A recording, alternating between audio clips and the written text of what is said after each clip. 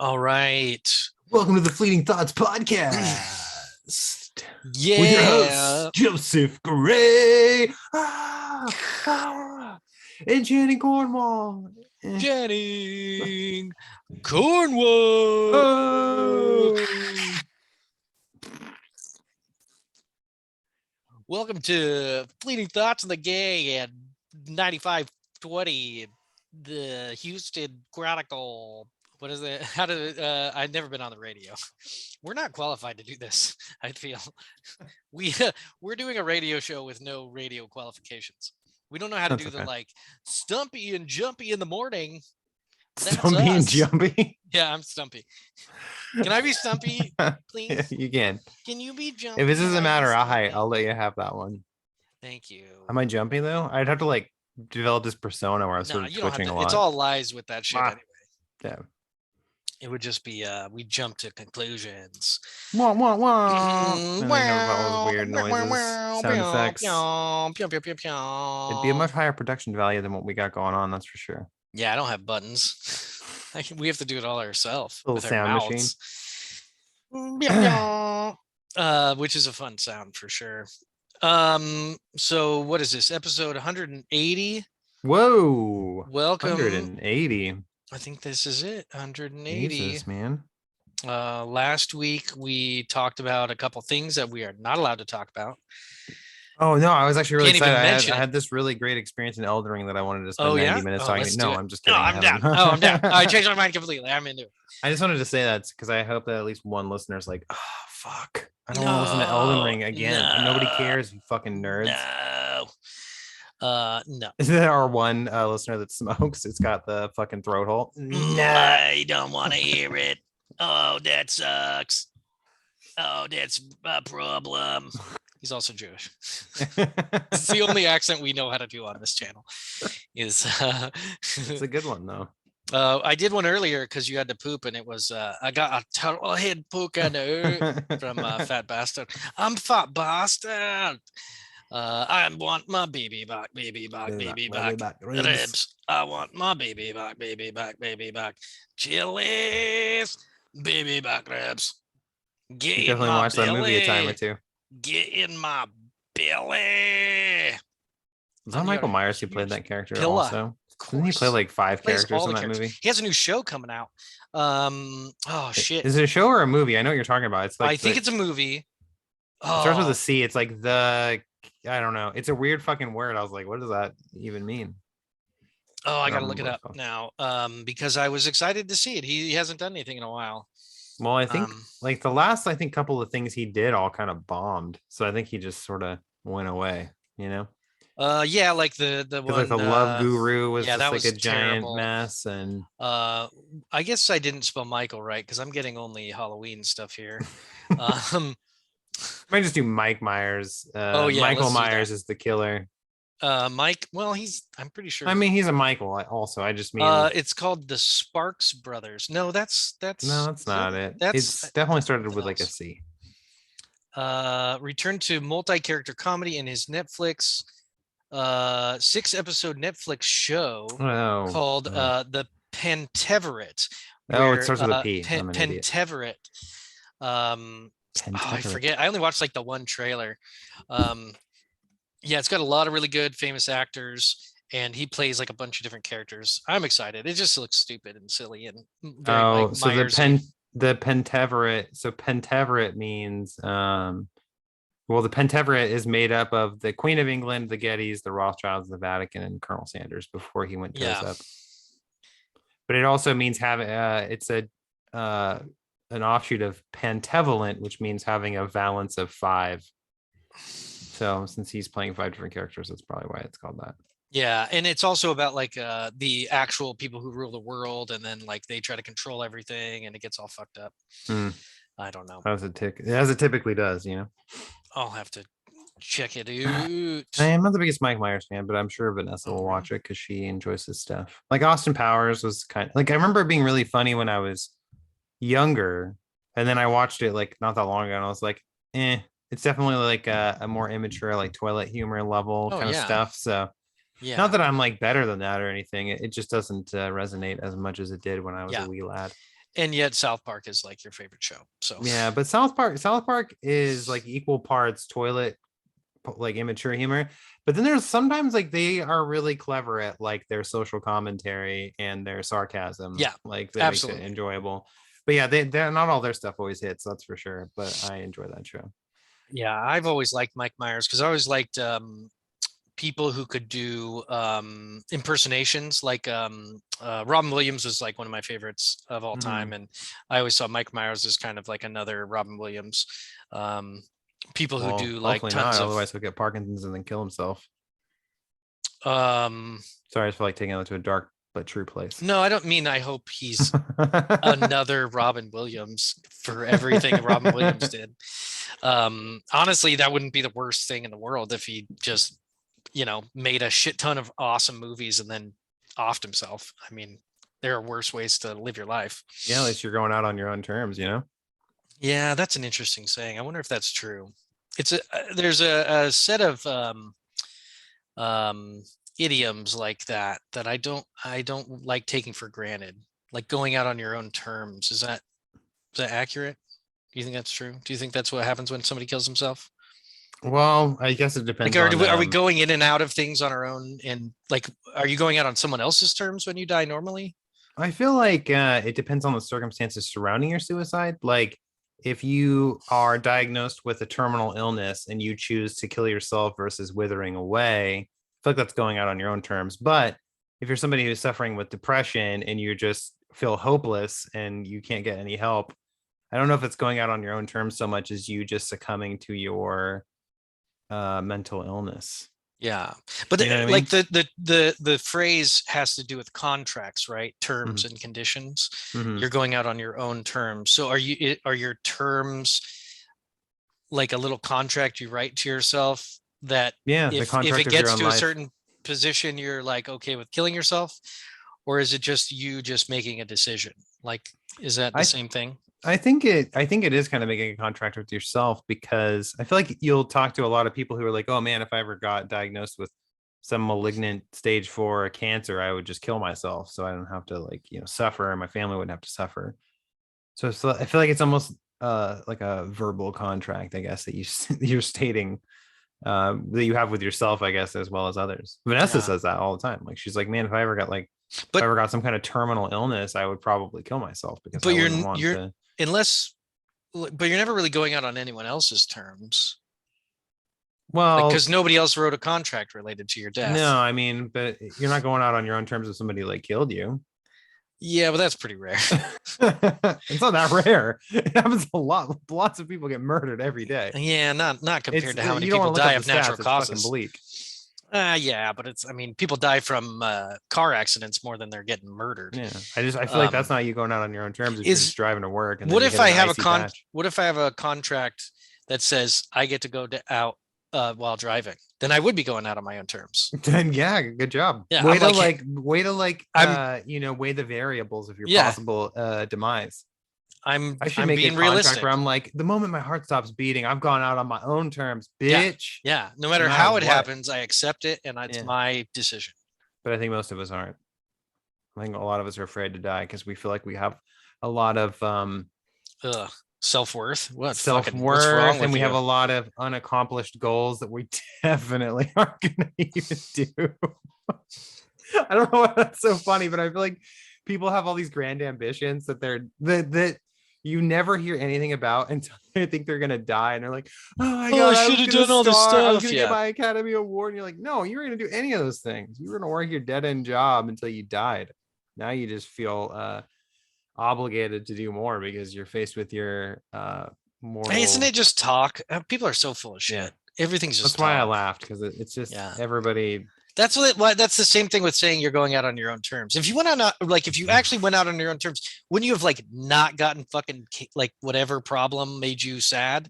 Like, Well, I mean, ideally, if you you can't were always really, control getting like cancer or something like that. Sometimes it's genetic. Sometimes it's just a freak thing that yeah, but happens. shouldn't you expect to like life to try to kill you? Like, you shouldn't be so Can surprised. we get a T-shirt made that just says, "Shouldn't you expect life to just try to kill you?" I Like like that that's just t-shirt. all that it says on it. And you're a big Um, smiling face. I want to get a Didn't you shirt. expect life I want to get dramatic, it. yeah. I'm gonna get a shirt that says, Fleeting thoughts. but she had alopecia. That's my shirt. I'm gonna get a shirt that says that. Like as an That's what excuse I for learned. for slapping people, you can Yeah, just say, but that's she had alopecia. Like I can slap you because. and then everybody's like, oh, okay. That's Oh cool. no, I get it. No, that's, Oh, oh oh, yeah, oh, no, because alopecia, that's what a serious thing. 1 + 1 = I get to assault people and not get in trouble. With alopecia, you just, you don't get the pleasure of grooming your own hair anymore and like She chose to shave styling her it. head. It just probably Yeah. looks better than the alternative. Yeah, that's why I shaved my head because it doesn't. I'm the top of my Yeah. head is You starting know, to thin considerably. So you know what would be a good meme is him slapping the dude. It says, but she had alopecia, and then it says it's just like bald dudes, and it says, "Welcome to Earth." Like, just get over it. Like a lot of people have some problems with their heads. yeah, hair is not the be Because he all said, end "Welcome to all. Earth." You remember? Yeah, yeah, I did from the movie, Remember from the from the Independence movie. it's the movie about it being not dependent. When I first saw that whole slap thing, I thought it was like a Fake. staged joke that they did, I and did then I too. was I like, oh, and still then am the more not you read convinced. about it, I know. The more I the more read you about read it, the more about I it, you're believe like, it. oh, fuck, that was real. Like I just was reading actually while I was taking a poop before we started that like Will Smith has resigned from like the Academy and everything. Like he's like, Good. They because probably they were gonna pressured like him. they were talking about terminating him Why because did? it was How like a did he breach of win? their. They should have been like, "I'm sorry, but we can't condone this activity. You don't get to win your stupid fucking Yeah, they award." should be like, well, you would have won, but then you were an asshole. So we're Yeah. just gonna give it How's to about the this? other guy. How's about you fucking leave? Because you're a fucking Yeah, criminal now, yeah, and you're lucky nobody pressed charges. yeah. It's It's crazy. It's fucking stupid. yeah, it So seems like stupid. such an innocuous thing in a way, but then it's like really blown up into this big thing where like comedians are talking about how they're like, great, now I got to worry about people coming up on stage hitting me because they want to be the next Will Smith. You know what I mean? It's like Yeah, all it's these crazy. things that He should have pressed kind of stem charges. from it. He should have Yeah. fucking went to jail.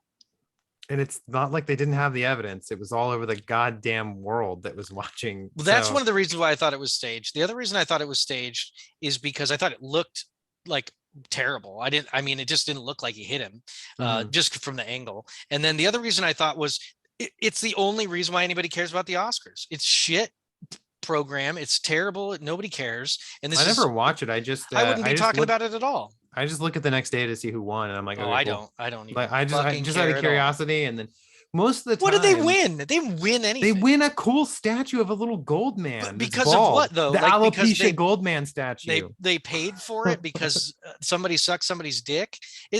I didn't vote. Whoa. What are you talking about? I don't give a shit. How do I get on that board? Like, do I just get my dick sucked and then I give them a statue? That's Yeah, cool. it's Oh, and they also that's made how a movie, you so that's like a how famous do you person get sucked your dick. yeah. Well, That's a pretty sweet gig. If all that's of real. Hollywood is everyone sucking each other's dicks, Mm-hmm. metaphorically and literally. That was like the funniest thing to me, right? Is everybody was appalled that Will Smith slapped Chris Rock at the Oscars, but then like minutes after that, he gets a standing ovation after his Oscar speech. I'm like, wait, do you guys just forget that he just fucking assaulted somebody on stage for making I get a joke? to protect people, and I protect people. Who the fuck are you protecting? You make movies, you piece of shit. Yeah, it was just You a liar. joke, and it was honestly pretty harmless joke. He just made a GI Jane joke, which I feel like most of the time people would be like, There's oh, ha, ha, ha, it doesn't matter. Shaved. He could have said the worst thing in the world. It doesn't matter. Yeah, That's no, ridiculous. you definitely don't get grounds to assault somebody, and especially then stand-up he's comedian. That's just part of the thing. I get to protect people. Like I love when Ricky Gervais fuck are you hosts talking any of about? these award shows because he just fucking rips into people and it's hilarious. Yeah. Well, and that's what comics do, and Yeah. sometimes they're amazing. And Chris Rock got slapped. It's fucking stupid. It's all. I also wonder too. No one like I should wonder care if about Will any of Smith this. thought he was going to be viewed as like some kind of hero. He's like, whoa, look at that guy standing up for his wife. I don't He think must he really thought love about her. it. What a I think great guy. he felt like he had to do it for his family like situation. And he's unstable, and he's egotistical, and thinks he gets to do that shit, and he got away with it. So Yeah, he he's did. right. And he knows his place in Hollywood.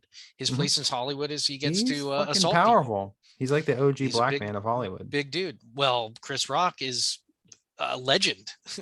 Yeah. And I so mean, I don't know why, I mean, Chris Rock is, he doesn't deserve to get smacked. yeah. So It's anyway, okay. Denzel I don't want to Washington put was too much there time to into like smooth things over. yeah. you know. King Kong. He should have said King Kong ain't got shit on Will Smith. Whoa, that's a Um, racist. Is it because he's an ape? no, wow, Oh, okay. Sorry. Jesus Christ. Have you not seen Training Day? No. In Training Day, one of the Denzel No, I Washington haven't. speech, he says King Kong ain't got shit on me. Oh So no. That was me making a joke about how like the you moment you can't talk call about you black mentioned people. ape and black No, black I person like know, within I a know. sentence is you're automatically just It's a like a human it's like a waste. landmine, but it's It doesn't matter what you're saying or the context. If you say those two words yeah, because in the same sentence, it's a problem. traditionally people made statements Hmm. Yeah, yeah.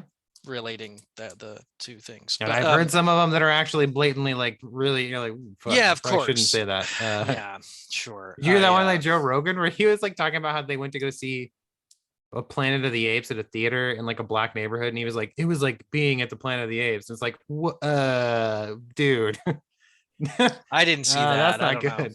Yeah, that was like one of the many Was things that he one of the was. ones that he was apologizing for? Yeah, because Sure. yeah, there was like clips of it online. I was like, no way he said that. Like that's like blatant, you know. And then you like watch the clip, you're like, oh fuck, he actually went there. Yeah, he's old I school, think it man. was He him. comes. They used to make some pretty fucked up Yeah, jokes back then. I think that's kind of what it was. Is he was caught up in the moment with his friends on a podcast and was saying shit that He knew you was going to know, be yeah, outrageous. Yeah, it's going to definitely be a problem and shouldn't be that's the said. problem with But recorded ad-libbed, conversations.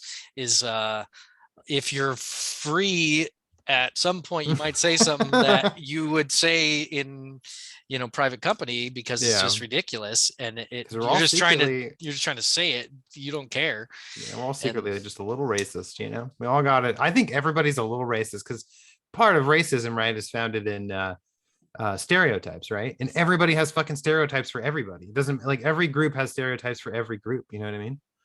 Like white people, we're all racist crackers that want to oppress every other culture. Um, I'm not going to go into the other stereotypes because then I'll just be reinforcing the stereotype of my own race that I just said. You know what I mean? So, I don't know if it's racist to like talk about or understand stereotypes.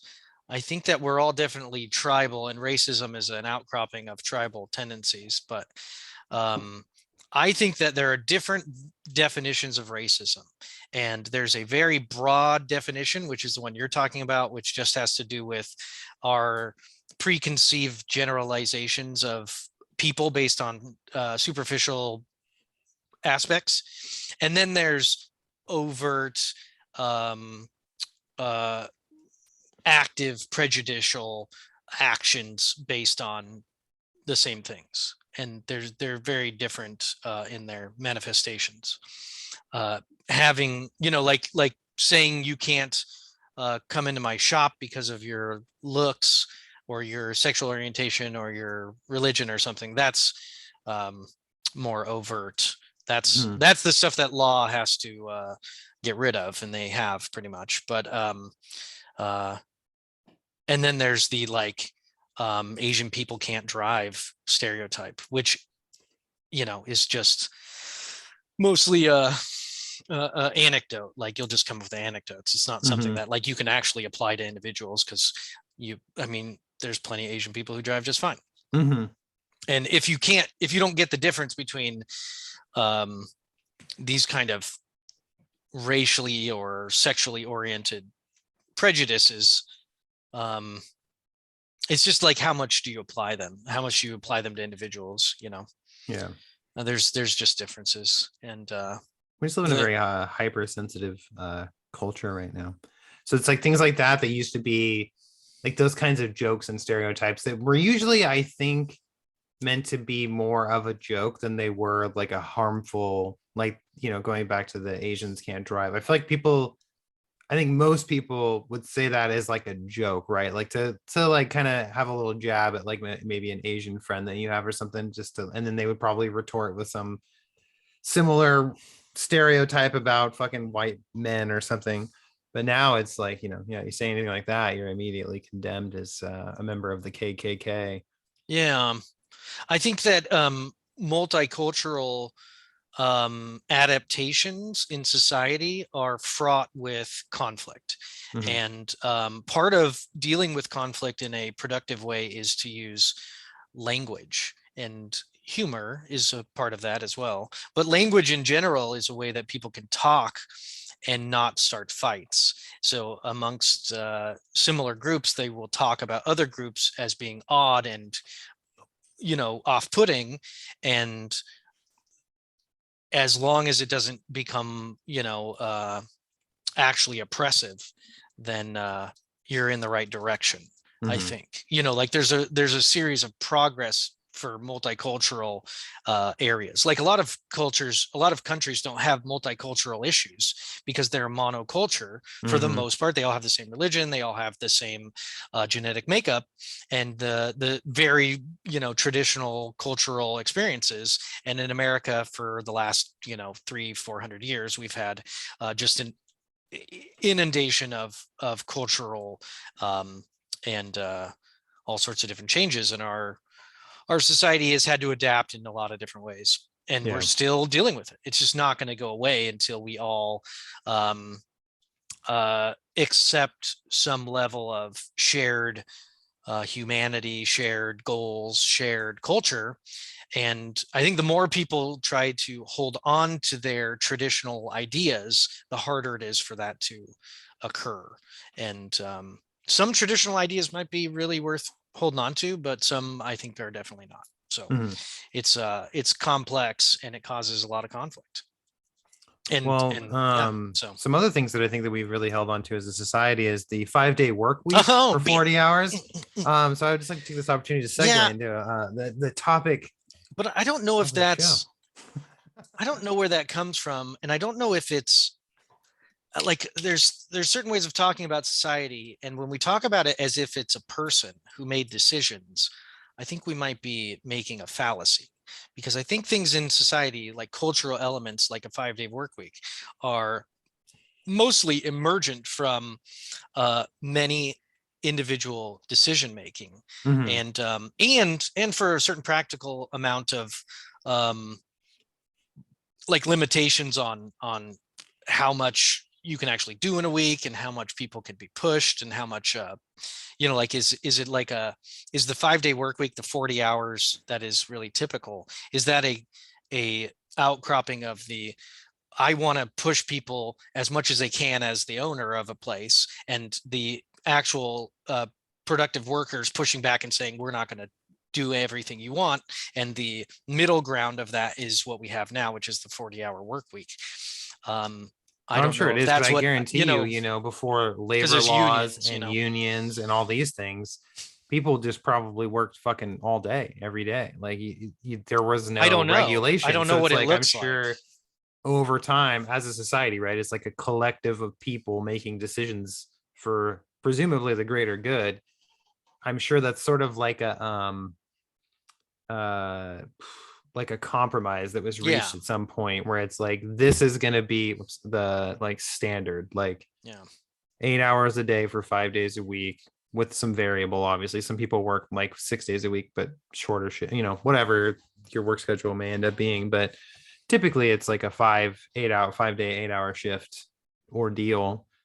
um but anyway, I wanted to talk about this because it's been in the news like very recently. I think actually that article I shared with you, I think I saw it today. I don't remember if it was actually written today or not, but they're trying to pilot different programs, or a 4-day work week program, because there's other countries that don't have 40-hour work weeks. They actually have 32-hour work weeks, and they have found that people are actually more productive working for that shorter amount of time than they are working like a full 40-hour week.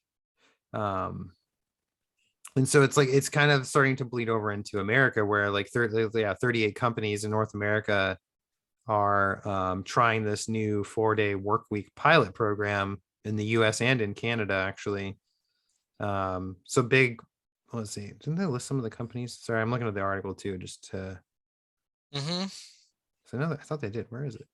They had some specific ones like Kickstarter was doing it. Mhm. But I think it's difficult because different industries have very different expectations for what you can get away with and their definitions of productivity. Like a store that's open every day of the week can't simply close 3 days a week and think that they're going to be productive. Well, I think part of that, right? Because I agree. Because You would just yeah, have to hire more people, and then you you're have to hire just more paying people. more people. You're just spending more money. It's not, I don't, you can't like get more out of a fucking Taco Bell worker. Well, I think the thing is that people are looking at how a lot of these companies, their profits keep growing and growing, right? So it's like there's no reason why a company couldn't afford to hire some extra workers and then have everybody work 32-hour work weeks, right? Obviously it's going to hit They could their do bottom that. line. It's going to affect their profits. But I think Yeah. that it's like that wealth imbalance that has become a really hot button topic in our country. Where like the rich keep getting richer, poor keep getting poorer, etc. And so I think people are looking at that. They're like, there's no reason why these fuckers can't afford to just hire a few more people and we all work less but get paid the same. Like, they work less hours, but we're still compensated for the same. Because like this pilot program, they're working 80% as much, but they're still getting their full 100% of their compensation. So it's, in effect, you're essentially making more per hour Yep. because you're working 8 hours less.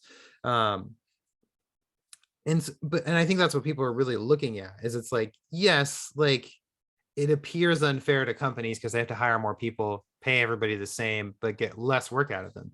But at the same time, you're looking at companies that keep sometimes exponentially growing their profits. So it's like, what are they doing with all this fucking extra money that they have? Like they're like hoovering it up like some greedy fucking vacuum, and they're just never satisfied.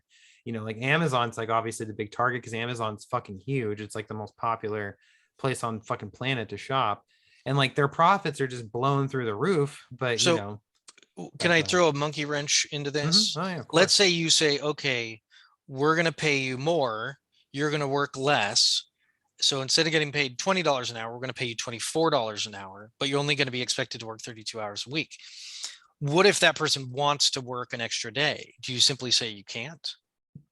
Well, I guess it depends on how you'd want to set it up, right? Like, would you fall back onto, because like a lot of places that you work 40 hours a week, you have the chance to work overtime. Not in some places anyway.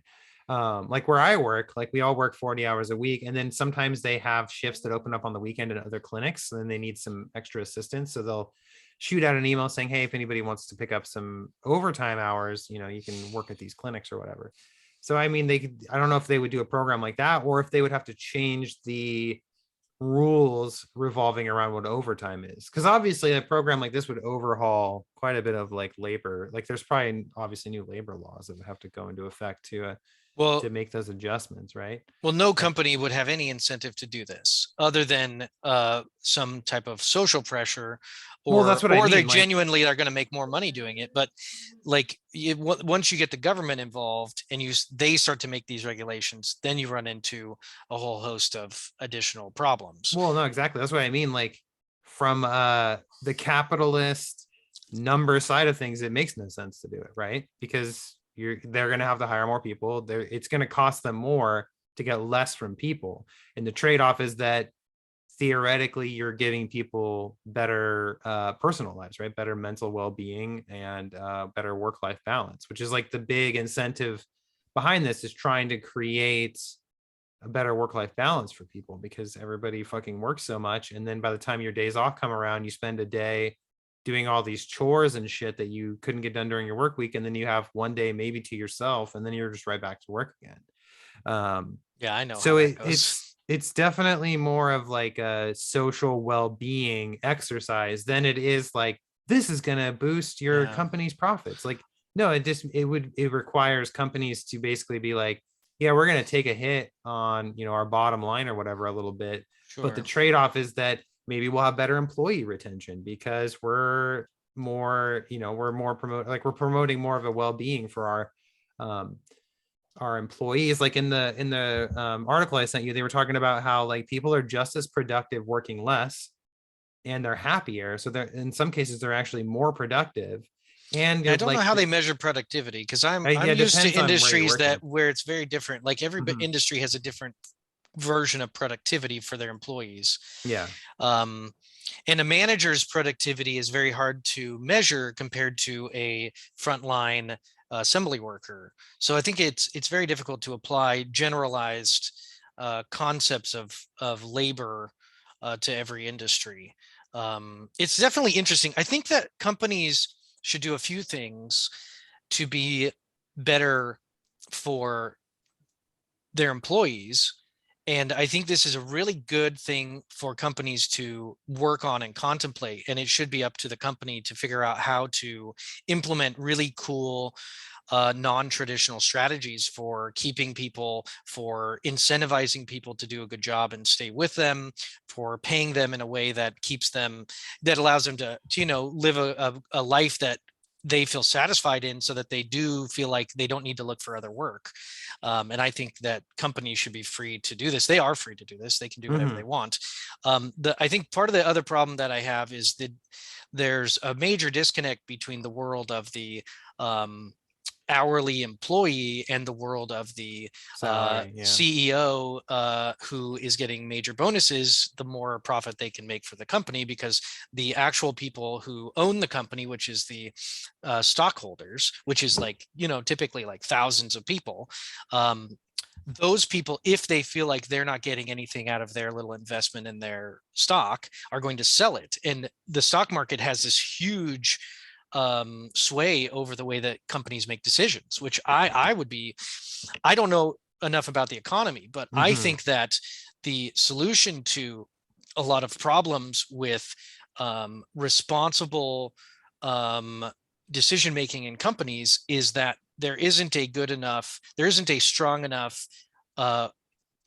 sense of ownership by the people who actually work in the companies, because it's so dispersed amongst so many people. As in, you have people who don't have anything to do with the company and only want what's going to make them more money, which is the stakeholders. And then you have people who work for the company who are only judged by how much money the company makes in profit, and so their incentive is to cut corners as much as possible, and most of the time that goes toward labor, and they don't own the company either. And so there's no real responsibility and ownership of the long-term outcome of the company and the way that the employees feel about the company and the way that they work and are loyal. I think that what would be interesting is to get rid of all publicly traded companies, get rid of the stock market in general, and make all companies owner operated. And whoever works there owns a small piece of it, and they get shares based on their position and seniority, and when things go wrong, they are responsible for it. And when the employees are unhappy, then they can go somewhere else and be an owner in some other endeavor. But without responsibility and without like a sense of because ownership entitles you to be responsible, right? If I own my actions, then I'm responsible for my actions. But if someone else owns my actions, like my parents, then I can get away with more bullshit. So I think that companies can get away with short-term thinking, with predatory thinking, with all sorts of things, because of the lack of responsibility that comes from a lack of ownership. And it happens in the government too. They just, they're going to be doing something else in 4 years, or they're going to be it's never really their fault if something goes wrong. It's always a slew of alternate people who voted against this thing. Yeah, this or my opponents over here. It's never my fault. But with a lack of responsibility, stuff doesn't get done. People get held accountable. Banks get bailed out. So that's my very, very like ignorant view of the economy in America, is that I would like to see companies to be very free of government regulation, but also very responsible. Just like I think individuals should be. I think groups should generally be held to a similar standard as individuals, in that they are a collection of responsible actors. And I think that I like the idea of very eclectic, very creative solutions to labor systems, like Google, and they have these cool rooms where you can play pool and stuff. Like, those people are more likely to stick around, more likely to put in extra hours, and more likely to want to go to work And I Yeah. think that that's a thing that you should use to your advantage as a manager and as an owner of a company.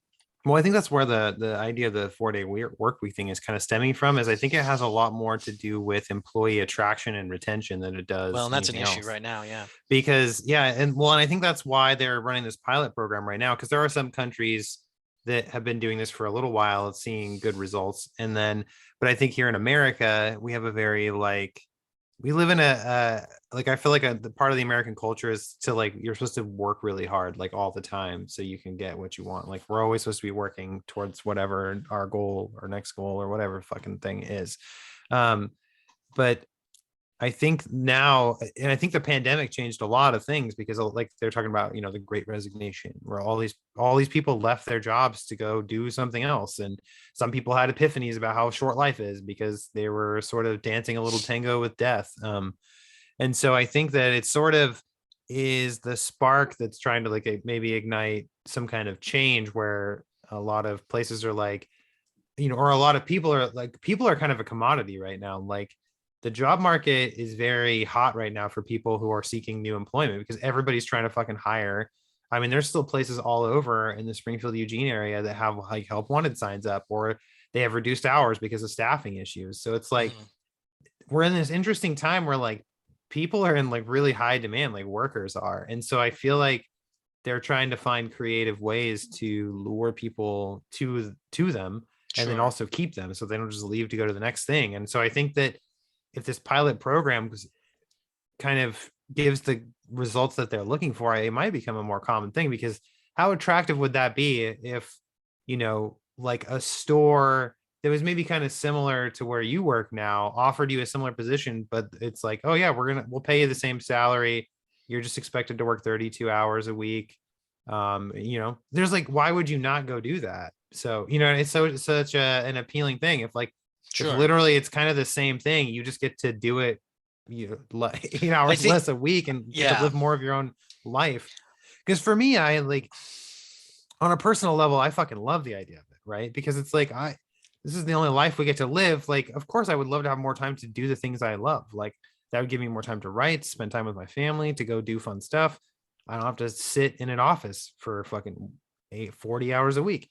But I also understand like the logistical capitalist side of it, where it's like, there's no real incentive for a company seemingly to do this other than just to look like good guys, into a to attract new people and to retain them. Because I think at the end of the day, most companies don't like, they claim that they care about the well-being of their employees, but at the end of the day, they just care about their bottom line. Like it's all about making money. That's why business exists. That's its whole purpose, really. And so I think a lot of times companies aren't so much worried about that, but if it can give them some good optics in the public eye, and if it'll get more people to stay working and continue to do a good job, then they'll do it, even though it's going to hurt them a little bit financially. um but I guarantee you, like if they were like looking at this, and maybe people were a little bit more productive but weren't productive enough to offset the 8-hour difference, I don't think companies would do it. They're like, no, we're still suffering like productivity loss Yeah. for this, so it's not I worth think it. there's also certain jobs that you can't do in a short amount of time. Like I Mm-hmm. think certain management positions actually require a certain amount of kind of longer hours, so that would make it difficult. But they usually get paid more anyway. So I think it can all be kind of made more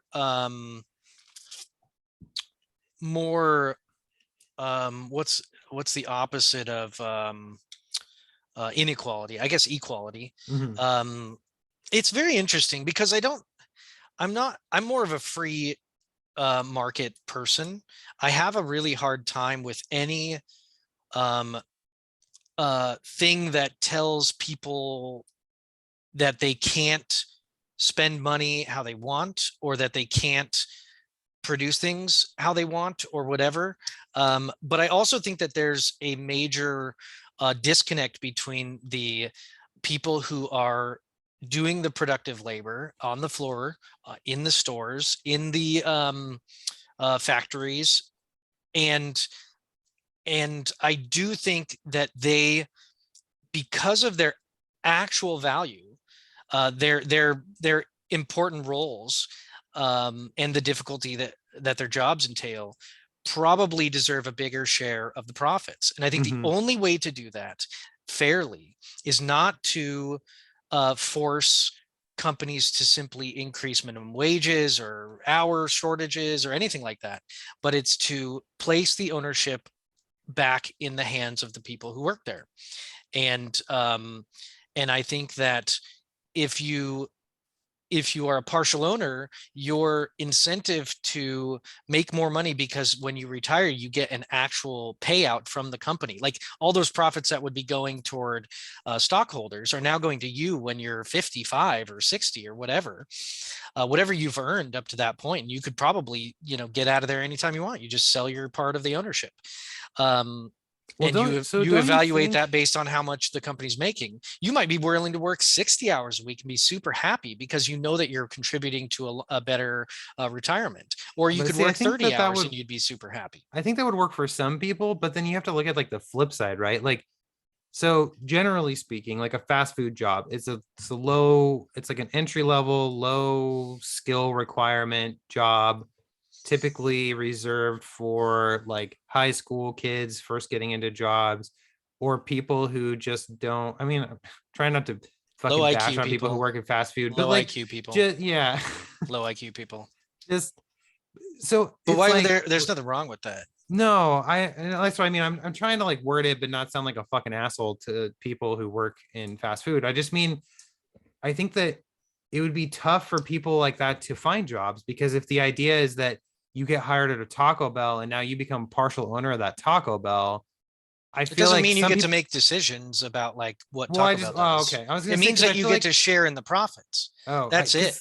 because I feel like it would affect hiring decisions, because I think sometimes they're like, yeah, this person isn't great, but I'll hire them, and But if they're it not a doesn't work out, manager. we'll They don't get to terminate make them. big decisions. What they would get is a little bit more in the way of autonomy, in the way that they, maybe the way that you structure your shifts, in the way that you structure your retirement plans, in the way that you structure maybe certain big decisions. Like if the company, like if it's all owned by all the people, then you could have a yearly owner meeting in the different areas. Like even if it's a franchise, you just have a smaller group of people who own that particular set of Taco Bells.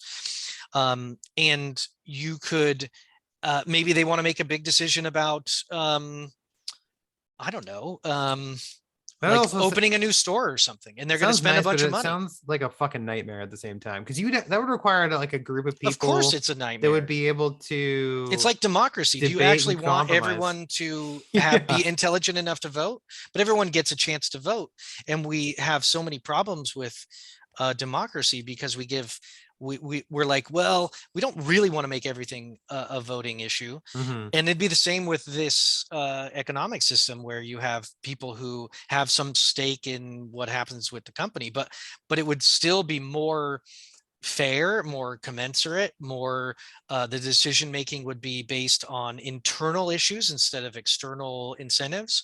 And I think that it would just be a way to hold companies responsible for shitty decisions as well. Hmm. If the owners of a, if the CEOs were the owners, then the people who are, also owners, like the productive workers, like the tellers, then they could fire them. They could say, "I'm sorry, but you guys don't get to be the owners anymore. You made a bad decision," or the money would come out of the whole system, and maybe the whole place goes bankrupt, and everyone goes bankrupt because of these shitty decisions of these CEOs, and it becomes this major lesson in how to be, where to work and how to be better. I That's don't what know. I just feel like I would don't know. shut a lot of people out of employment, because people are like, "Ugh, yeah, I don't want to. I Well, don't you trust this can't, you don't person to get to try to make my decisions." You problem know? my problem with all of this is the idea that you cannot be employed. The only reason that people are not employed in America right now at the level that they are is because the government paid them to live at home. If Oh that yeah. didn't happen, which is a completely socialist concept, if that didn't happen, we wouldn't have any of this fucking I get to do whatever I want and I'm trying to fucking make my life better. It would Hmm. have been the same status quo situation where you go to work because you need to pay your bills. And Yeah, I still don't understand how people don't do that. I'm like, I don't if know what's I going on at wasn't all. working, like even when they were given like the stimulus checks, I'm like, this isn't that Well, much that wasn't money. anything. That You know what I wasn't mean? really the issue. The issue was unemployment, people getting Yeah, that was unemployment. ridiculous. And they were not being expected to pay their rent. And I think a lot of people are trying to get that rent money back, and they're going to have a really fucking hard time getting that rent money back. Yeah. And that's going to fuck with real estate, and that fucks with housing, and that fucks with people's ability to find housing. And then it makes real estate owners very hesitant of anyone trying to get into their place, because they're like, are they going to just stop working and I can't kick them out? The whole thing became very unstable, and it's going to have long-term consequences. And I think that that's the problem with the government making these short-term Mhm. massive fucking solutions that I think are you know I mean, they're just experiments, and we'll see what happens. But um it's like the idea that you get to just, I want to work less and I want to make more. It's just too bad. I don't believe in the government coming in and price fixing everything, and then also doing massive changes in minimum wages. And then they're like, okay, so you do a minimum wage hike and then the company just charges more, or they Mhm. end up going overseas, and then everyone's mad about that. But their incentive is to make as much money for their stakeholders, and those stakeholders don't give a fuck about the workers, because the workers are replaceable and they don't know the workers. They're like, stockholders. Like Mhm. the separation of money and responsibility is so vast that no one gives a shit about what's really going on. Like, if you own company in Apple, you don't care if they're using slave labor in fucking other countries. You just want your Mhm. Apple to fucking increase so you can retire. Mhm. But if you, because you're a stakeholder in Apple, had to go to those factories and do an evaluation because you're part owner, then you would have a major stake in the way that Apple fucking does stuff, and you'd have a face to face with the workers. I think all corporations who do not interface with as many levels of employment as possible are disconnected from the people who make them money. You don't make money in corporate America. You make money selling goods on the ground floor. Yeah. Now, with the internet, that changes a lot, because now you don't have customer service representatives, you don't have cashiers, you have programmers, and your programmers don't interact with customers. And so you can just have an awesome online experience that is wonderful, and you can pay your programmers a premium because you're saving money on not having cashiers. And you don't really need to go talk to your programmers day to day, because it's just not the same experience. But um, as far as like retail goes, or other customer service jobs, where you have to, where people are making decisions about the way that their employees work, it's very disconnected in a lot of places, and that creates a lot of resentment and problems. I've dealt with it in every job I've had. Oh yeah, yeah. um, Whereas, like, maybe like in a privately owned medical clinic, the owner, or the people who created the place, might work in an office just down the street, and they come fucking over all the time. And it's just a different concept of how business it can be run. And I think traditionally that's more common. And then with the industrialization of factories, it became the norm to just disconnect from your workers and get as much from us as possible, and have them work as much as possible, and just hire somebody new, because you have cities with tons of unemployed people, and you can offer them $5 an hour, and then they can go eat food. It's Mhm. a weird kind of supply demand issue, even with just jobs. Like, you created this business, you have a ton of power, and I Yeah. I appreciate that power, and I want them to have it. I want them to have a lot of power, and I want them to be. You have to incentivize people to come up with businesses that solve problems, and you have to allow people to become very rich so they can spend money on really really interesting endeavors. But you also have to have people who will do the grunt fucking work that makes it all happen. I'm weirdly like free market, and a little bit of that communistic, like, I get it, because I've been, a low level worker, and I've Mhm. been on the front lines in customer service and retail, and barely making bills, and like not knowing what retirement even looks like, and barely being able to buy a new car. um, and those are things that we kind of expect out of our American lives. And I think it's all getting, our living conditions have gotten better over the years, and expectations have gotten higher, having Mhm. cell phones and laptops and video game consoles, and everyone's doing way better than they ever have. But there's still this inequality that people uh, that creates conflict among classes. Yeah. Class conflict is, I think, a big part of American culture that we want to pretend is not as big of an issue as it is, and I think it I is a think, big issue. yeah, I think it's one of the biggest issues, and I I think think it it's become is. more and more prominent over time. And I think that's part of where the 4-day work week kind of idea is Yeah. stemming from, because it's like at some point it was decided that we all work 40 hours a week generally. And so it's like, why can't we shift that more towards the favor of, because like the 4-day work week, I think it would affect directly more the ground level people, right? Like you and I, because we're the ones that work typically hourly or have like a certain, because I feel like a CEO probably doesn't have that stringent of a schedule. They probably have meetings and they just attend meetings, they do But they tend whatever, to work like way more hours. but they CEOs also, on yeah. average work way more hours than almost anybody in America. Mhm. They really do, and they make a Yeah. lot more money.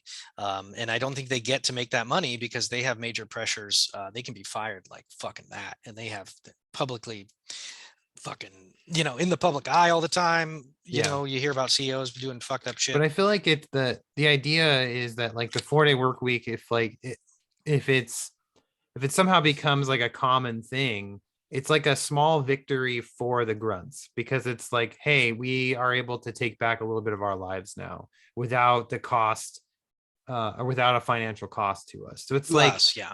it's like a it's like a small victory. It's like us getting one over on the haves Yeah. versus the have nots. So I think that's like from a social level, that's kind of what it is. It's people want to be able to live more of their lives for themselves, but at the same time we recognize that we have to fucking work a bunch to be able to afford our lives, because you have rent or mortgage, you have bills, all this stuff. So it's like you either work all these hours to make enough money to get by, or you ease off to try to enjoy more time for yourself and your family, but Yeah. at the cost of your money. And so it's like, I think it's people trying to Yeah. struggle to find a better balance there, where it's like, can we ease off this 40 hour, this asinine 40-hour requirement, but not be penalized for it on the financial side, which Yeah. on, when you're looking at numbers and profit, makes no fucking sense for a company to honor that outside of the optics I that have a they would reason for get. them to honor it. I have a good a reason to incentivize such a thing, which is the more pro labor your company is, the less you get taxed by the government. So if you pay your employees Yeah. more, then the government takes less from you. But the more you wring your employees dry and use them up, the more retention you have, the more you pay them, the more that you invest your profits into your payroll and your labor and your the benefits that you give your employees, the less the government taxes you. I think that would be a tax incentive for Mm-hmm. companies to go, oh, well, I can, instead of spending my money and giving it to the government, I can give it to my employees and create these really interesting like incentive systems, like Yeah. bonuses or something. Like, let's say you work 32 hours and you get paid a certain wage, and that's fine. But if you want to work that extra 8 hours, you get time and a half, because now we're creating an incentive for you to work an extra day. And who gives a fuck if you have an extra cashier at the line, even if you don't need it, and they're just standing there all day, Mm-hmm. because your company is incentivized to pay people and to lessen the load of the individuals. You know what it Um, sounds like? It sounds better, but it reminds me of the idea of trickle down economics, where like the government reduces the taxes on companies with the idea that they're going to pass that extra money on to the employees. But what you're talking about I'm would talking be about an actual but it would be a regulation. Yeah. requirement. It would be the Well, reason you get that yeah. tax incentive is because you can prove And you have that to you prove are in your tax documents that you're yeah, actually paying the employees you're a more. pro. You pay above minimum wage, you expect 32 hours instead of 40, you give really good benefits that you pay for a little bit more out of your pocket. I don't know. I just an idea that I No, think that would that's a great allow, way and to let's say word it. you're a really asshole fucking company who like your retention sucks. You work people, tons of extra hours, and they fill out surveys against you and all this stuff, because you could have survey systems involved as well. And or you could have a government investigator and create that dumb job that'll never go away. And then they could just tax you more. All those profits don't get to go as to your fucking CEOs and stuff. It would be more regulation. I'm not huge on that, but I think that there are ways to accomplish the pro business side and the pro labor side. Yeah. And I think that creative things like that are good experiments, and I'd be interested to see what would happen if somebody did that. But yeah, because like I said, it's just like trickle down. But with trickle down economics, they don't. There's not that rule. It's just like, hey, you pay less taxes, Yeah. and the idea is that they expect. I think people without overestimate requiring the companies benefit of to be. like trickle down is literally though trickle down. Like Yeah. we obviously see trickle down economics because what is it called?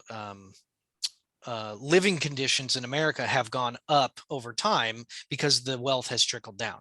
But it's not enough to like make you have 32-hour work weeks. No, It's not, it's exactly. literally like minimalistic. It's Yeah. the more that the government or the more wealth that exists in general, and it's all at the top, the more that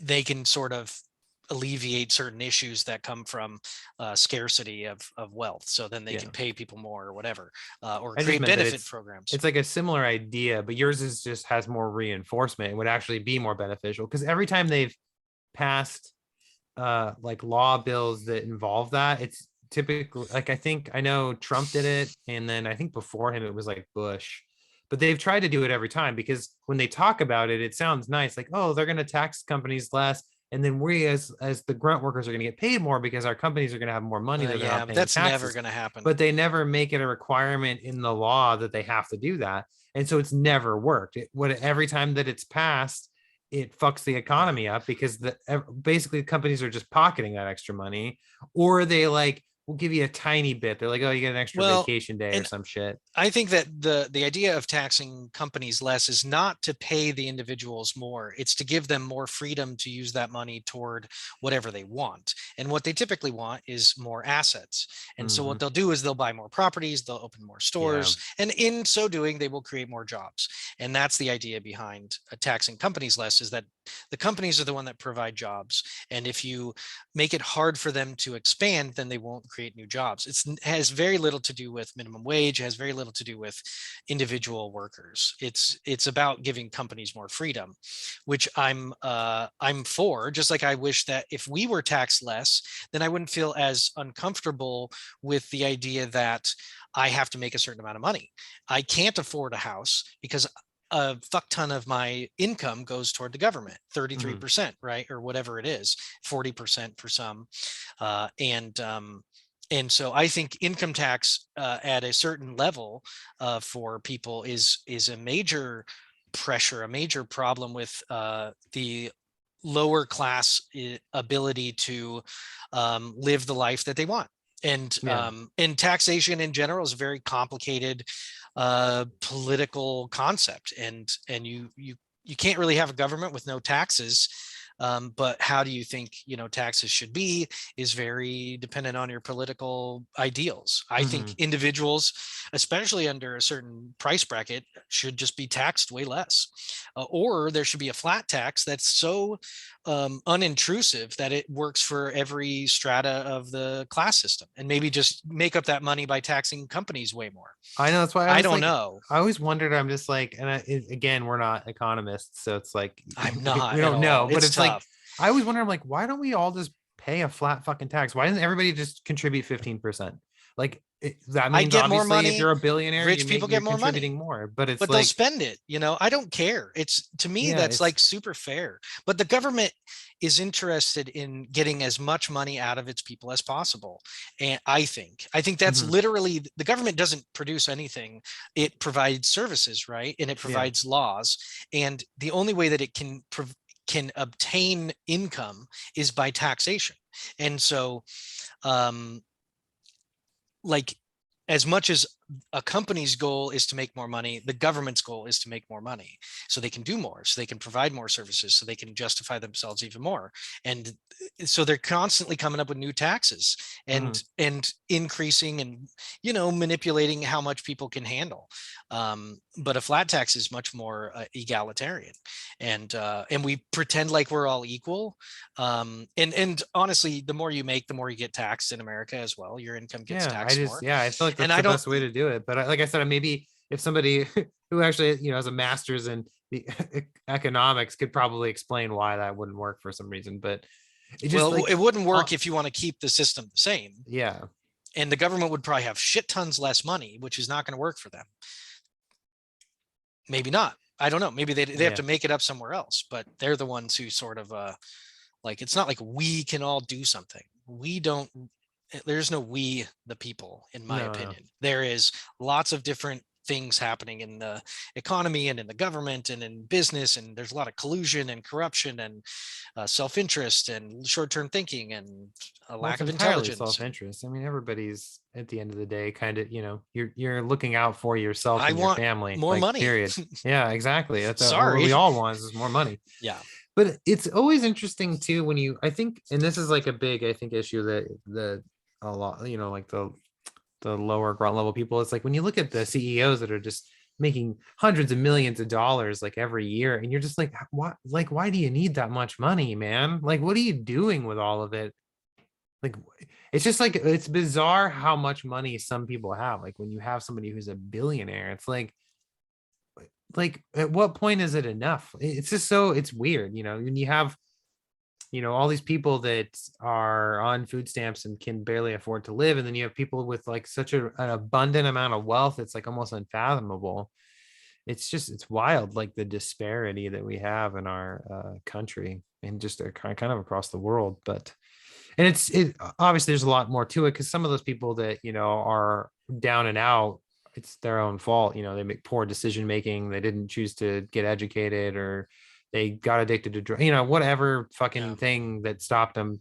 But I feel like there's a lot of people like you and I who are pretty smart, that work hard, and it's just like you can't really elevate beyond where you are, because it's just the way that our society's kind of been built. It's like you're just kind of out where you're at, Yeah. and you're never going to really It be feels able it to. feels like a momentous thing to try to reach up into a different class. Mhm. And I think that's how it has. I don't It's really always the way think it's that it always has to be been, a but bad thing. And I don't think it has to be such a fight between classes. I think that there's definitely resentment and a visual like discrepancy. Like you can mhm. tell how rich these fucking people are by looking at what they have and what they use their money for and stuff. And I think it's completely inevitable in any system of value exchange to have a very large proportion of the population have more of these types of uh, things, typically in money systems. There's a thing called the Pareto distribution. If you listen to Jordan Peterson, he talks about it in a few lectures, and it's very, very scientifically studied and scientifically validated that this is a very common natural distribution. It has to do with the amount of successful artists. So if you look at the amount of successful artists, a very small proportion of them have a vast majority of the wealth that goes toward art, and Mhm. tons of people do not have it. And this has to do with the evaluation and luck. It has to do with luck. Like you get lucky and you go viral, or you get lucky and you happen to have like a rich person get into it, and then they tell all their friends, Mhm. like back in the day. And then there's just a limited amount of resources to throw at art, and so there's going to be a valuation system, a judgment system, and it has less value if everyone is getting the paid the same. Like Yeah. when we have a certain amount of freedom, we create judgments, and those create a distribution of our valuations.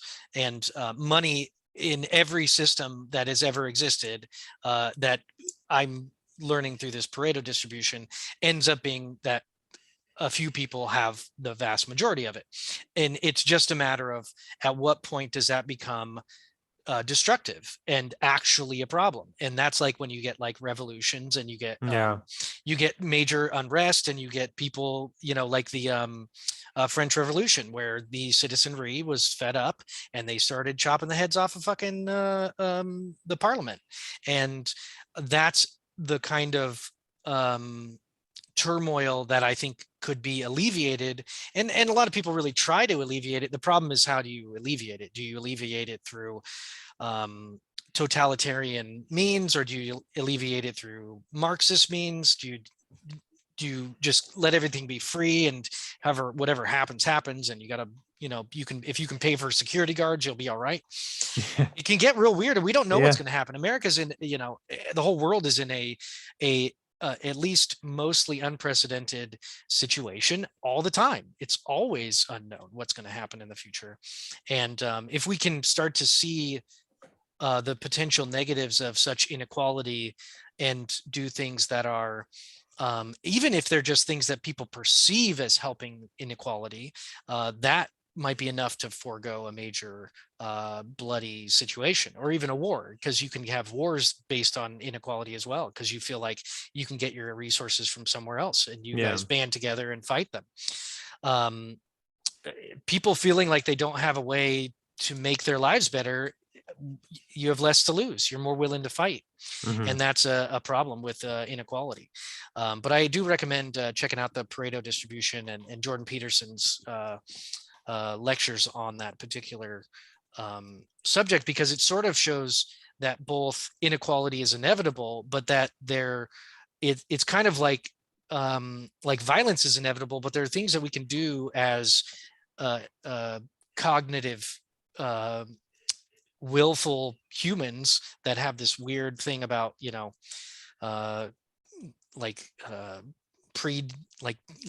making things happen, like changing things and going against our own instincts, and we can make things better even if the universe isn't leaning that way. If that's even hopeful, I don't know. I don't. You know what I mean? So I think it's kind of interesting, and definitely something that people should think about, and try to be at least a little bit sympathetic toward these issues. It's not like rich people are running around stomping on the heads of other people. They're part of a system. Well, it depends, unless you're Will Smith and you slap people. But you slap people and there's not really any substantial consequence. Yeah. And so it's a really good topic.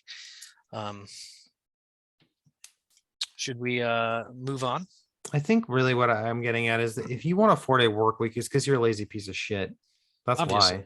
Yeah. Has nothing to do with any of the other stuff we talked about. You just want to work less, get paid more because you're fucking pathetic. Go kill yourself. Yeah, like why? Too bad. You just get to work. Shut the fuck up. Yeah, shut the fuck up. You're lucky you get kiss your fucking kids Netflix. Goodbye, and then you can tuck them in when you get home from work at night. That's about there this. You go. Stop paying for shit you don't need and save that money, bitch. But we all need stuff. No, man. do we? We all need the new iPhone every year. Do we Joe? need it? Do we need to spend $1,200 on a new phone every year, even though it's a very impractical thing to have? Yes, it's not impractical. I spent my whole life on that goddamn thing. Oh yeah, that's practical. I think that's the definition of practical. I'll be curious to see. I'll have to keep my eye open to see it. Like, I'm sure that they'll have some kind of update on like this pilot program. I'm just curious to see. It'd just be interesting to see, I guess, what happens. If it could be something that nothing happens. They're like, we run the program. We don't really care. And then it just sort of, we just ended up hiring more people, and then they all work 45 hours now. And they all get paid shit. But I think that with the pandemic, it just sort of shook things up because people have decided that they don't want to work at Taco Bell for minimum wage. And so they went and found other things to do. But and now Taco Bell's like, people were already overly entitled, and now they're more overly entitled. I'm entitled to be fucking healthy, even though I do nothing about it. Like, I am entitled to the government solving all of my health issues and giving me free health care. Entitlement is a problem. I don't like it. Well, that's the American way, really. Entitlement. Not originally, I don't think. We sure felt entitled with this land when we first took it. That's true. I'll give you that. But I think that I when think the people, country was founded on I think entitlement. when immigrants came here, it was really about getting away from terrible regimes. Yeah. And that wasn't an then entitlement. That it was a just matter of required us- survival. It was just required us to conquer another people. So I think they worked really hard to get the fuck away from Ireland or from yeah. Europe, and there was no food over there, and the monarchy was all entwined with the religion, and it was very oppressive, and they wanted freedom. And you don't get freedom in life, really. No, You not really. just get work and government and control and murder and Lots of chaos. murder. Murder and chaos. Is that good? We're so uplifting. That's all I can think about it. It's just I think it's an interesting topic to talk about class and to talk about money and to talk about what you deserve or what life should be like and sharing money, and it's all very complicated. Yeah. Yeah. And nobody has the answer. That's the problem, There's theories. Well, There's no some one's in ideas, charge. but There's not no, really I an don't, answer. the idea that you would want to be in charge or one person to be in charge is just a tyranny of someone else's will, and it's a problem. Well, I mean, the idea is that it would be nice to have like a coalition of people that their whole objective is just the betterment of everybody's lives. But then you start throwing in collusion, money, corruption, self-interest, Yeah, and then you end up with the U.S. government. So that's what happens ultimately, because power as human corrupts. beings, we fucking suck. Like, yeah, it's interesting. We have a group, cooperation, and we also have an individual selfishness. And I think if we could just get rid of the individual selfishness by making everyone the same, and we become an ant colony that just expands into the universe, that has one goal. There's no dickering. There's no religion. to listen to the Queen. Imagine all the people. You're talking about communism. I'm not. I'm actually talking about. I'm talking about genetic manipulation toward a fucking ant colony. I'm talking about turning people into ants. I'm talking about literally turning us into a colony hive mind, so that we no longer have any conflict with ourselves, and we are the only species that matters.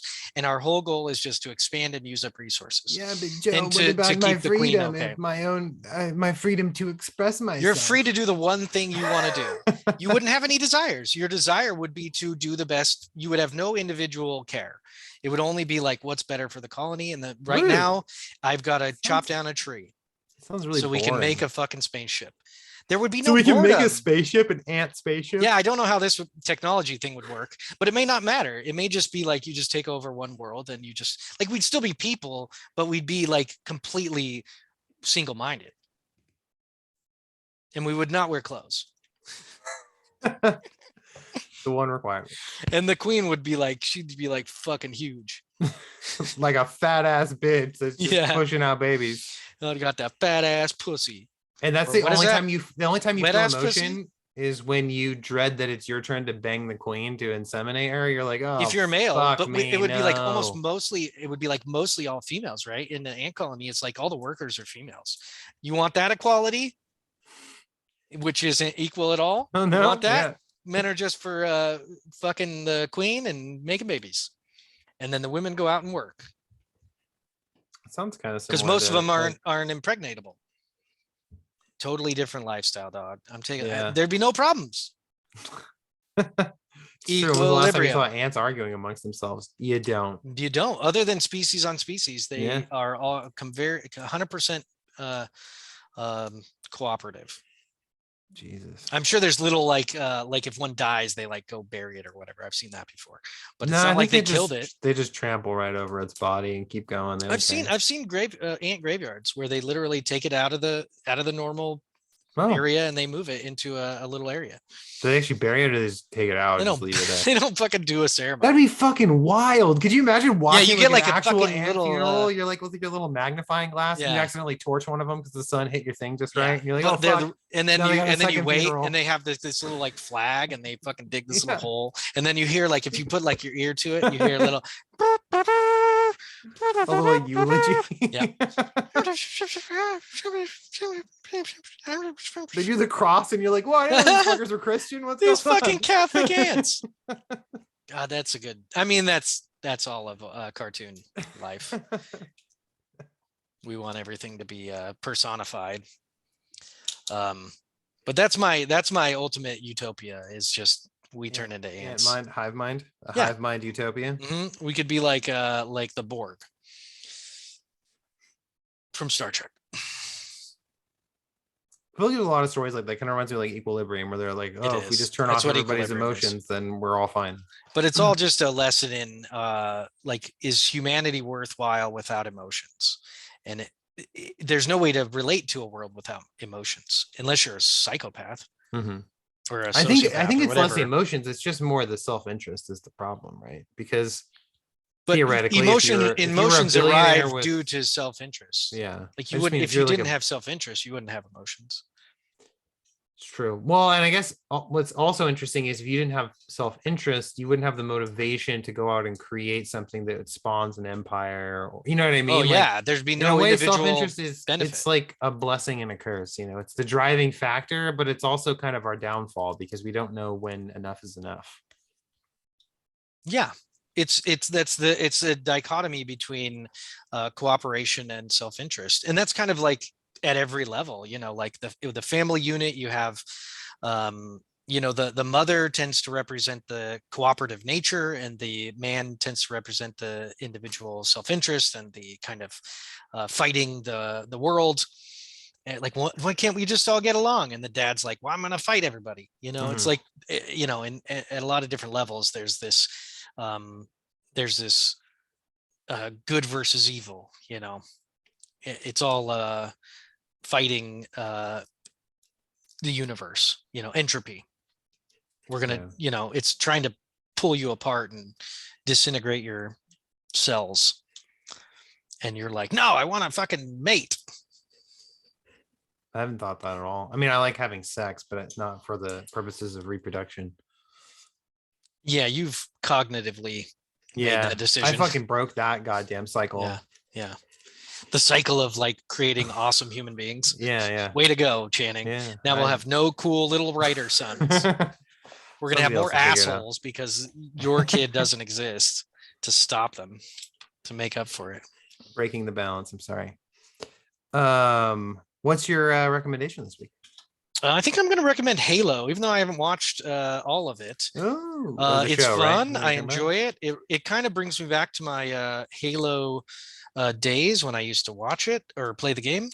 And I think it's well done. It's fun. It's not, I'm not a purist. And I think if you are, then you're going to come up with all sorts of things to hate about it. But the graphics are great. The budget is good. The story is fun and intriguing and dramatic, and it's another little sci-fi universe to check out.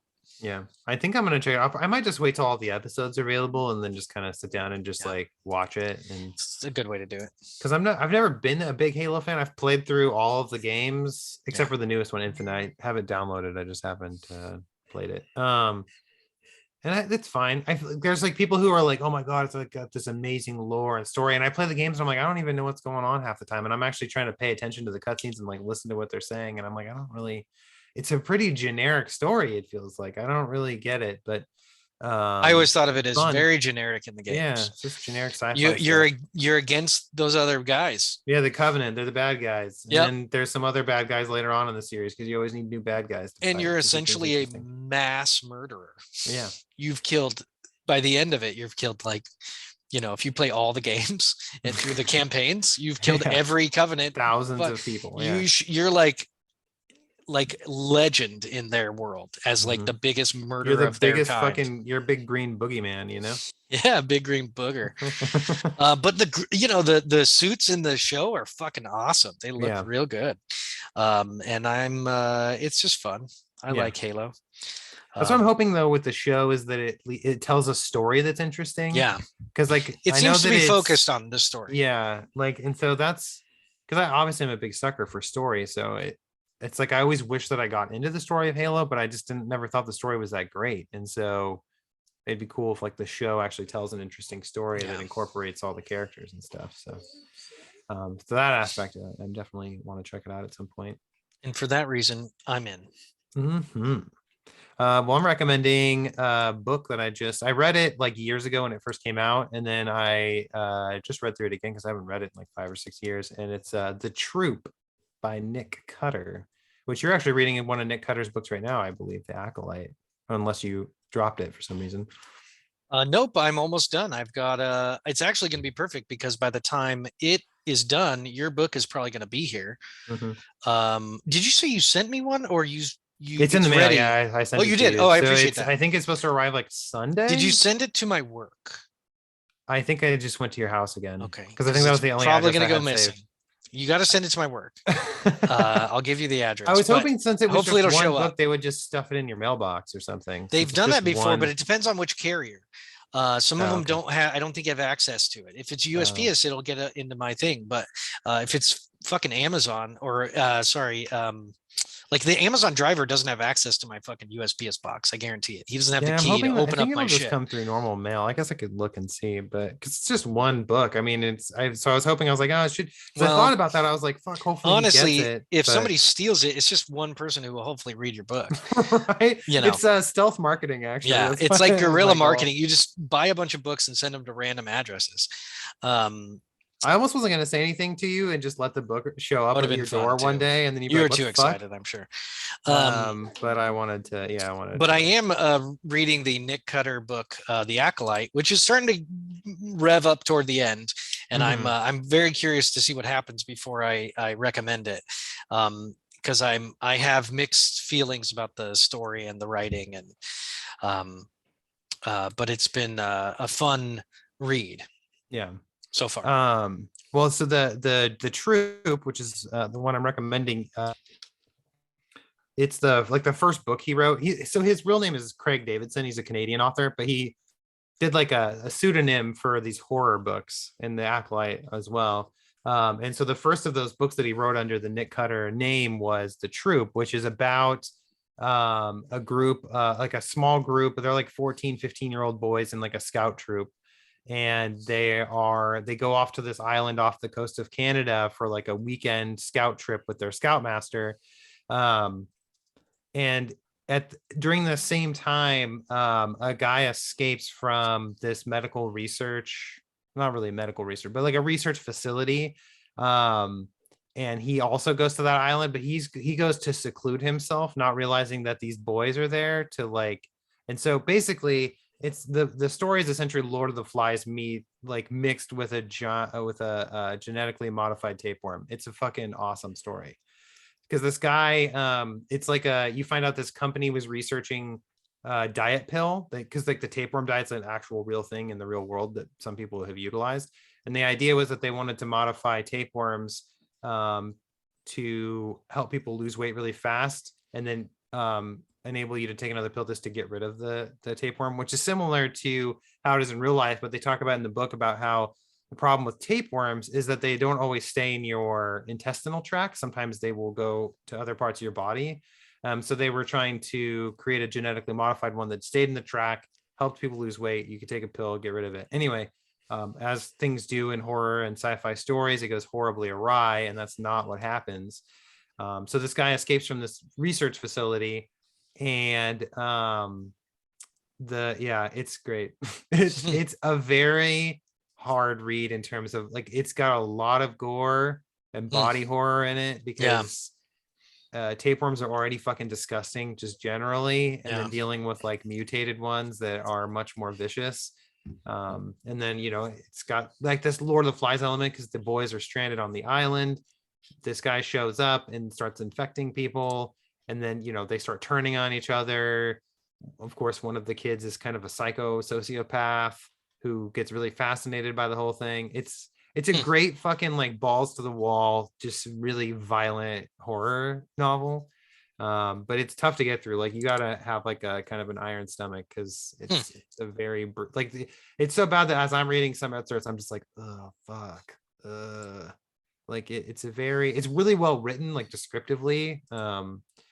but it's a lot of fun if like people want just like a really heinous, like fun weekend read. It's good. And it's kind of, there's like more to it too. Like it's almost like a coming of age tale in a like a fucked up sort of way too. It's, you know, obviously these kids learn a lot about themselves in this situation and who they really are. But it's good. It's really good. I don't want to like say too much more because there's more to it than, you know, that you find out a whole bunch of other things as the story goes. But that's kind of like the basic premise is a scout troop on an island with a genetically modified tapeworm. It's like Lord of the Flies, but with a tapeworm. Yeah, basically, yeah. It's like taking that premise but throwing a nice tapeworm into the mix for fun. Nice. I might have to check that out. I got a lot of books to read. I'm kind of surprised you didn't recommend your book, considering it's available now. I know. I bet you really like it. So why didn't you recommend it? I will. I'll take a minute to talk about it. And I can't recommend it because I haven't read it. Yeah, well, I'm not going to recommend it. All I will say is that I did have a new book that came out today, April 1st. It is not an April Fool's Day joke. It's kind of a short novel. It's titled Low Unto the Mist, L-O, comma, Unto the Mist, which is kind of an old English idiom. Low. And it was a fun little kind of experimental side project kind of thing that I worked on while I was waiting for Vanessa to edit the last Western Sins trilogy book, which she finished today also. What? So now I can really get the finishing touches on that book finished. So nice. Hopefully in the next couple of months, the last Western Sins trilogy book will also be out. So nothing like releasing 2 brand spanking new novels in the same year. So that'll be exciting. It's awesome. Especially because I didn't have anything new come out last year since I was caught up in these projects. But anyway, Low Unto the Mist is available on Amazon. It's $3 if you get it on Kindle, $10 for a paperback. It's kind of cheaper because it's like 180 pages. It's not super long, but it's really good. I think. Yeah, let me pull this up real fast so I can read the little synopsis for people if they want. That doesn't give too much away, but might entice people. Okay, so this is the little blurb that I wrote for the back of the book. In a land wrought with plague and slaughter, a tribe of nomadic warriors stands on a shore on the precipice of a vast and unknowing sea. As their brethren succumb to sickness and the threat of an impending Christian army draws near, the tribe's young lord must make a choice: stay and fight conversion to their last breath, or leave behind the sick and dying to flee out into the ocean. In a choice that defies the ways of their ancestors, the young lord leads what remains of his tribe out into the water and unto the mist. To save the last of his people means they must face the wrath of their old gods. And then they end up on Jew Island. Remember? Yeah, I remember. We joked around. I actually just listened to that episode. Jew Island. Sounds awesome. Yeah, it's kind of it's almost like kind of an action adventure sort of horror novel. Oh, horror. Yeah, I like a light horror. I don't think you like a little horror. I like throwing a little horror in there though. But it was fun. It's kind of I intentionally wrote it to be a very breezy read. I wrote it in a very simplified style. That was actually really hard to do. Like it's a book that I cut tons and tons out of to like make it as simplified as I could. Yeah. I tried to model it after kind of like Beowulf and like the King Arthur legends, like the way they were written back then, where it was more factual and less flowery. And so it's kind of like a direct writing style that I tried to adopt for it. Nice. So it was fun. I'm excited to see what people think about it. I noticed that about Nick Cutter's writing is a lot of it is very direct. It's not very flowery. Every once in a while he'll do some more poetic stuff or more kind of describing the emotions or environment or something, but a lot of it is very fast paced. I like it because his chapters are short and I can get through 3 or 4 chapters and then I can take a break. I only have a few chapters left, and I did notice that he's got some scenes that just come out of the blue that are very dark, like not dark but bloody, like oh, okay, now that's going on, and I did not expect that. It's a gloomy fucking book, but it's gloomy, but it's written in a way that's like almost devoid of emotion. Yeah, like the things are gloomy, but the character doesn't seem to be feeling it in the same way that I would if I was in the situation. Well, and I think the idea is that it's like they're sort of trained to be that way, right? Yeah. Like because a big part of, I think, religion is sort of stripping yourself of certain emotions. And so I feel like in that way, it reminds me of like Fahrenheit 451 or Equilibrium, where like it's a dystopian world where it's a very regimented society that Well, of and course has a he's bunch of like corruption and the stuff going military underneath. version of it too. He's a Hmm. special case. He's not like a normal person. Yeah, well, he's an acolyte. Yeah. He's a trained police officer, basically. He's Religious police the officer. acolyte. And it makes me want to make sure I remember to get all of my electrolytes. It's important. But anyway, people check out Low Into the Mist. It's hopefully people like it. And then stay tuned because Devils in the Confessional, which is the last Western Synth trilogy book, should be out hopefully by this summer at the latest. Like now that I have all the edits, it's completely, the onus is completely on me now to get the edits in and then do some more editing, make sure it's as clean as I can get it. I actually created the book cover for it the other day. I did the book cover for Low Into the Mist, and I was like, yeah, fuck it, I'm making book covers, I might as well make the one for Devils in the Confessional. Yeah, as well. So I like the book cover for Low Into the Mist. I styled it after I was looking at old novels from like the 60s and 70s when they did re-releases of like Beowulf and stuff, and so I was like, I wanted to find art that like looked kind of old. I don't know, I had like a very specific artistic vision for the book, which was kind of fun.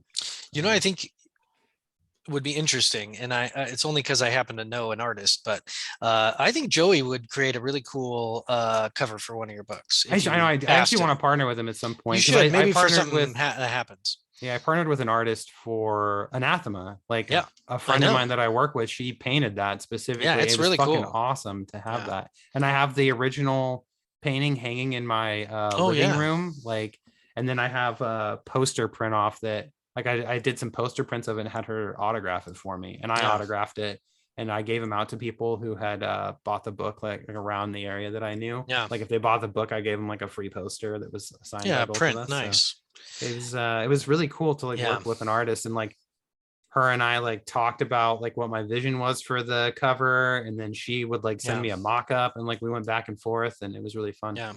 Joey's art is very dark, and his painting is can be very abstract, and I think if you do another horror thing, especially, but whatever, I would you should ask him to make you a cover. Yeah, he's definitely somebody I want to partner with. Yeah, you might, I didn't. The only reason why, like for the last Devils in the Confessional, I already had art that I liked that fits the motif of the other two. Yeah. So that way, like all three of those covers kind of like when you look at them, you're like, yeah, that's all a series. Like they're very similar art styles. They have the same fonts, etc. And then Low Into the Mist, there's a website that I use that artists post their art to, and you can buy the rights to use it. And I saw the work that painting that I used for Low Into the Mist, and I was like, that's fucking perfect. That's exactly kind of what I had in mind. So I just paid that guy to use the painting. Nice. I'm just working on the old show notes. The show notes here. Nobody needs to know about that. Okay, let's be done. Thank you very much for listening and watching, and make sure to go to Amazon to check out Channing's new book, and email us at fleetingthoughtspodcast@gmail.com with any comments, cares, concerns, thoughts, privileges. What are your thoughts on economics? What are your thoughts on minimum wage? What are your thoughts on the flat tax idea? What about a 4-day weekend? Do you think you deserve to get paid more to work less? And why? Paid the same to work less, you mean? Well, more per hour to make the same amount to work less. I got you. Yeah, you would be getting paid the same to work less. That's accurate. It's a little brain twister there. Huh? Blurp. Nah, how am I gonna word this? Yeah. All right. Thank you very much. See ya.